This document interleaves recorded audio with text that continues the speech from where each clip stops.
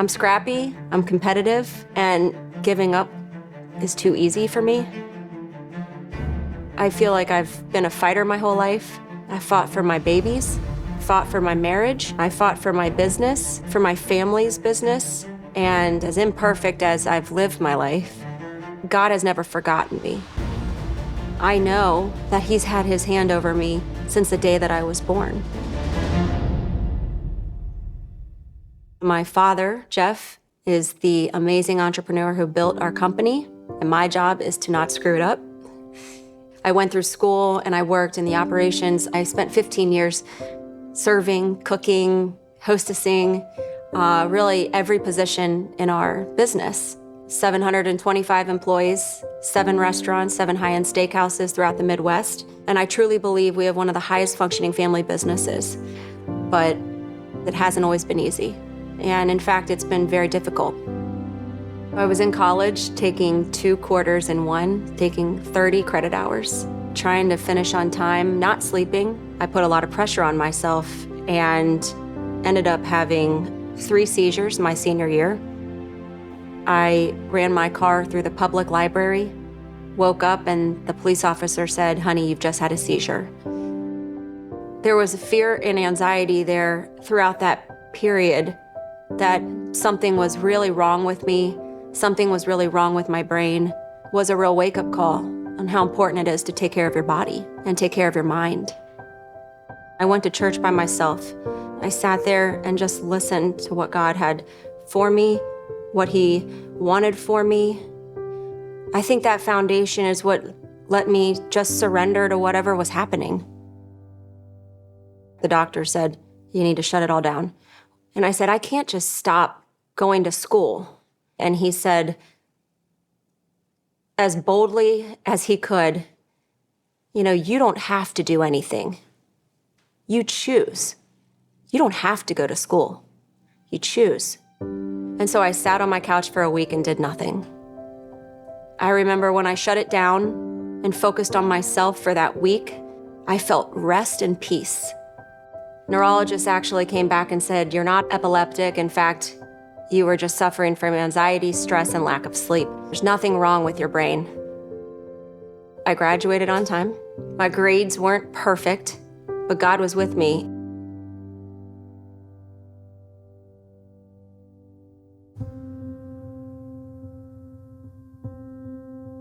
Over the course of 5 years, we had a miscarriage, a neural tube defect, and an ectopic pregnancy.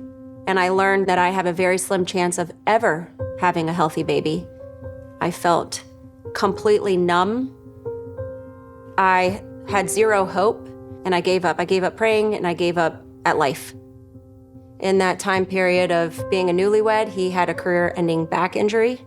I was still building my career at the time, so putting on a game face, going to work every day, even though I was the most depressed I'd ever been and the most unhappy in my marriage. We started to try and rebuild my faith and rebuild what was happening in our marriage. Still, I could tell something wasn't right with Caleb. And he came to me and said, "I need to confess to you." And I said, "Caleb, confess what? I can't take anything right now, anything."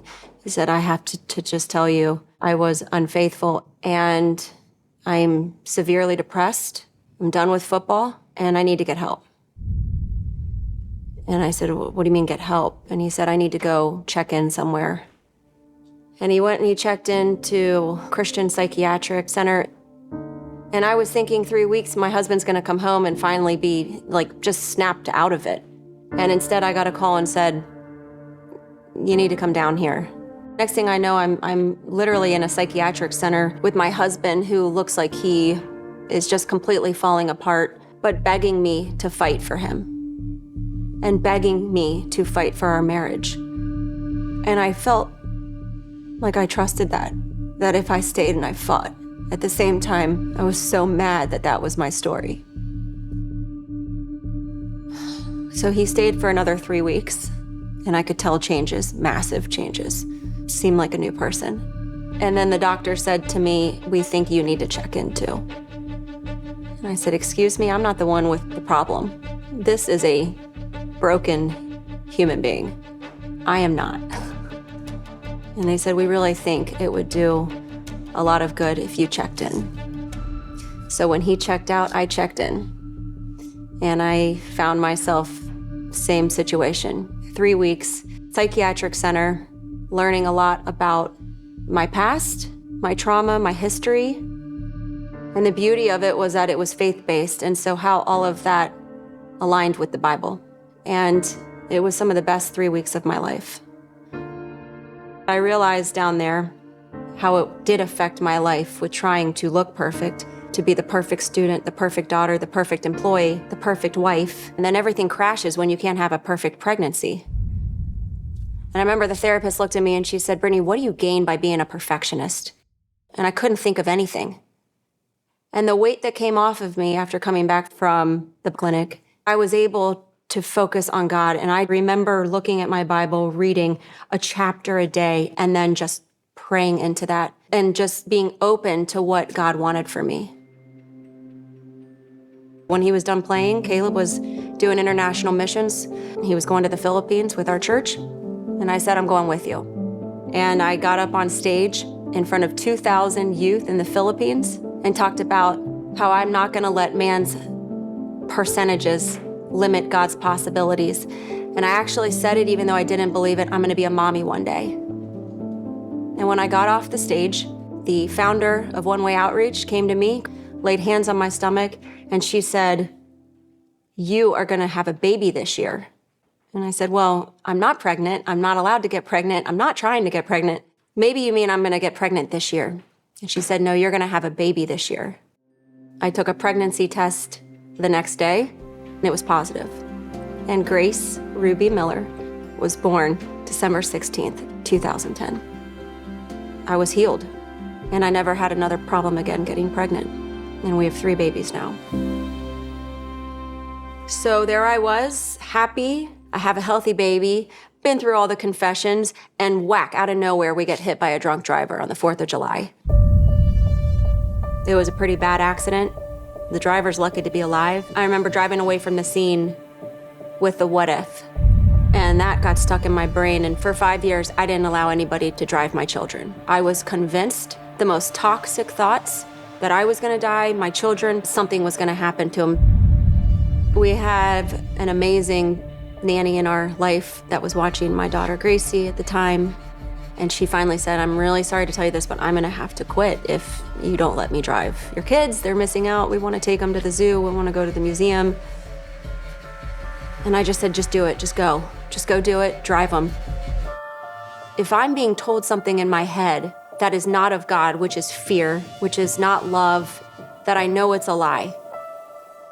And my lie was that something was gonna happen to them. So the moment they came home and they were safe and happy, I knew that my kids have a destiny, that I have a destiny, that I have a purpose.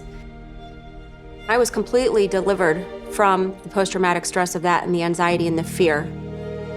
And I still have little moments where anxiety creeps in, and I immediately say to myself, recognize that this is a lie. And I speak truths into, my spirit. I pray. There's something about praying out loud and praying Jesus' name out loud for me. But I have zero anxiety and fear. And that is a good feeling. I look at where I am today as the CEO of the company, especially coming through COVID, bouncing back from furloughing 600 employees overnight and shutting our company down and putting our company to sleep. As heartbreaking as that was, through that process, I have never felt the presence of God more in my life. Every decision, every thought that I had came from Him. I know was just God lining all of that up for me. Our company today has never been stronger in every aspect. My relationship with Jesus is very simple. He's my ride or die. He's there for everything. He gets me, He loves me, He forgives me. He's a thought away, and yet He's so omnipotent that He's had His hand over my entire life. And I just think that that is so, so cool. And if I could look back now and say to the 16-year-old girl, the 5-year-old girl, the 25-year-old girl, it's that it's all worth it to fight. To fight for your life, to fight for your marriage, fight for your well-being. I just fought like crazy. And God honored that. My name is Brittany Ruby Miller, and I am second.